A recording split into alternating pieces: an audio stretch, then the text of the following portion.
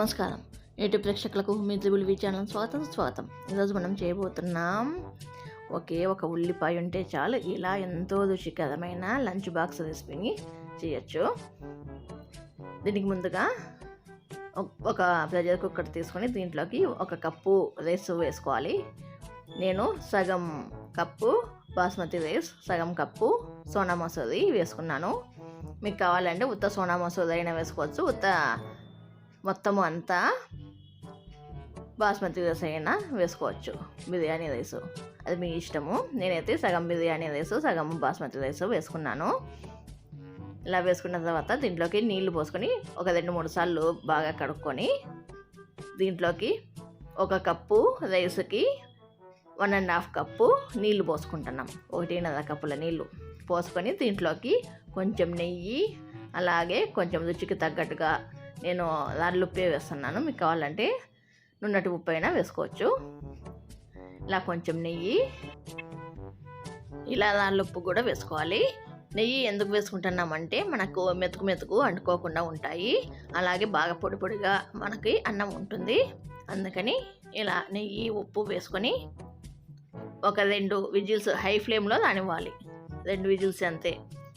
అంతలోపు ఇంకొక కప్పులోకి 1/2 కప్పు పెరుగు తీసుకొని దీంట్లోకి 1/2 టీ స్పూన్ పసుపు, రుచికి తగ్గట్టుగా సాల్టు, మనము అన్నంలో ఆల్రెడీ వేసాం కాబట్టి కొంచెమే వేసుకోవాలి. ఉప్పు చూసుకొని వేసుకోండి గైస్.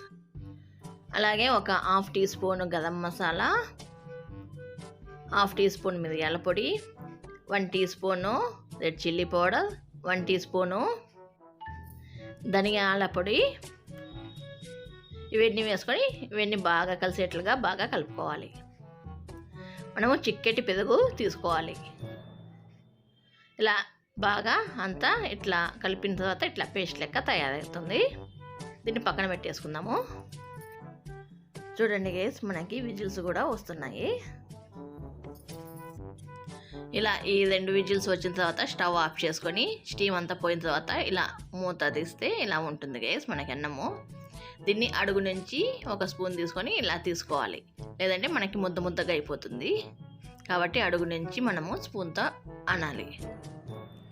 ఇప్పుడు ఒక ప్యాన్లోకి 2 లేదా 3 టేబుల్ స్పూన్ల ఆయిల్ వేసేసుకొని దీంట్లోకి 1 టీ స్పూన్ జీలకర్ర, అలాగే 2 ఇలా సన్నగా కట్ చేసుకున్న పచ్చిమిరపకాయలు, అలాగే 1 పెద్దది ఉల్లిపాయను ఇలా పొడవుగా కట్ చేసుకొని వేసేసుకోవాలి.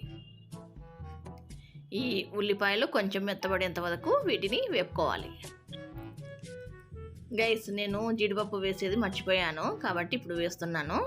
ఇలా కొంచెం ఉల్లిపాయలు మెత్తబడిన తర్వాత దీంట్లోకి 10 లేదా 12 ఫుల్ గుండు జీడిపప్పును ఇలా మధ్యలోకి కట్ చేసుకొని వేసుకోవాలి, ఆఫ్ చేసుకొని వేసుకోవాలి. ఇలా ఈ జీడిపప్పు అంతా వేగిన తర్వాత 1 టీ స్పూను అల్లం వెల్లుల్లి పేస్ట్ కూడా వేసుకొని కలుపుకోవాలి. ఈ అల్లం వెల్లుల్లి పేస్ట్ బాగా వేగిన తర్వాత దీంట్లోకి కొంచెం కరివేపాకు కూడా వేసుకోవాలి.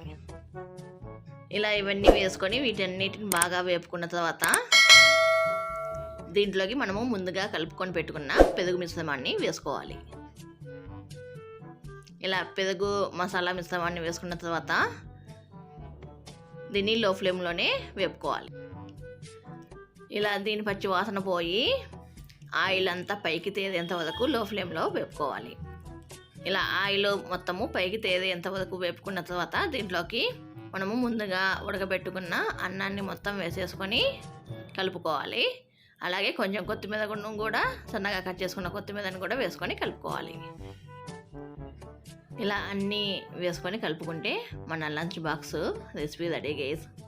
మనకి పెద్దగా ఇంగ్రీడియంట్స్ కూడా తక్కువే పట్టేది, టైముగా సేవ్ అవుతుంది గైస్. చాలా తొందరగా అయిపోతుంది, క్విక్గా అయిపోతుంది, రుచి మాత్రం అద్భుతంగా ఉంటుంది.